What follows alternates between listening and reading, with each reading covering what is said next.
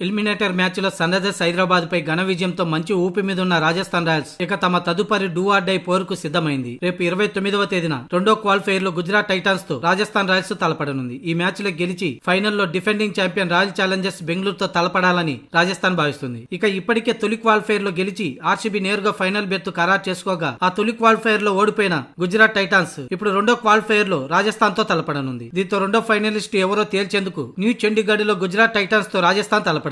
ప్రస్తుత ఫామ్ ను బట్టి చూస్తే ముల్లాన్పూర్ లో జరగబోయే రెండో క్వాలిఫైర్ మ్యాచ్ లో రాజస్థాన్ రాయల్స్ హాట్ ఫేవరెట్ గా బరిలోకి దిగుతుంది. ఎలిమినేటర్ మ్యాచ్ ను కూడా రాజస్థాన్ అదే వేదికపై ఆడుతుండడం ప్రత్యర్థి గుజరాత్ కంటే రాజస్థాన్ కి ఇక్కడ పిచ్చి వాతావరణ పరిస్థితులపై పూర్తి అవగాహన ఉంది. మరోవైపు ప్లే ఆఫ్స్ మొదటి మ్యాచ్ లోనే ఆర్సీబీ చేతిలో ఘోర పరాభవాన్ని చవిచూసిన గుజరాత్ తీవ్ర ఒత్తిడిలో కనిపిస్తుంది. లీగ్ లో ఫైనల్ కి వెళ్లడానికి మరో ఛాన్స్ రావడంతో శుభమన్ గిల్ సేన ఈసారి ఎలాగైనా రాయల్స్ ను అడ్డుకోవాలని ప్లాన్ వేస్తుంది. తొలి క్వాలిఫైర్ లో ఆర్సీబీ ఇచ్చిన 255 పరుగుల లక్ష్య ఛేదంలో గుజరాత్ బ్యాటింగ్ లైనప్ దారుణంగా తడబడింది. రాహుల్ తెవాటే ఒక్కడే ఒంటరి పోరాటం చేస్తూ 68 రన్స్ చేసినప్పటికీ మిగిలిన బ్యాటర్లు చేతులెత్తేశారు. దీంతో గుజరాత్ 92 పరుగుల భారీ తేడాతో ఓటమి పాలైంది. ఇక నిన్న రాజస్థాన్ రాయల్స్ సన్ రైజర్స్ తో జరిగిన ఎలిమినేటర్ మ్యాచ్ లో రాజస్థాన్ బ్యాటర్లు శివతాండం చేశారు. ముఖ్యంగా 15 ఏళ్ల ఓపెనర్ వైభవ్ సూర్యవంశీ కేవలం 29 బంతుల్లోనే 12 ఫోర్లు 5 సిక్సర్లతో 97 రన్ చేసి చరిత్ర సృష్టించాడు. ఇక బౌలింగ్ లో జోఫ్రా ఆర్చర్ నాండ్రే బర్గ్ అద్భుతంగా రాణించి హైదరాబాద్ ను 196 పరుగులకి కట్టడి చేయడంతో 40 రన్స్ తేడాతో గెలిచింది. దీంతో అటు బౌలింగ్ బ్యాటింగ్ లో సమఉజ్జీలుగా ఉన్నప్పటికీ ఒత్తిడిలో మాత్రం గుజరాత్ ఉందనడంలో సందేహం లేదు.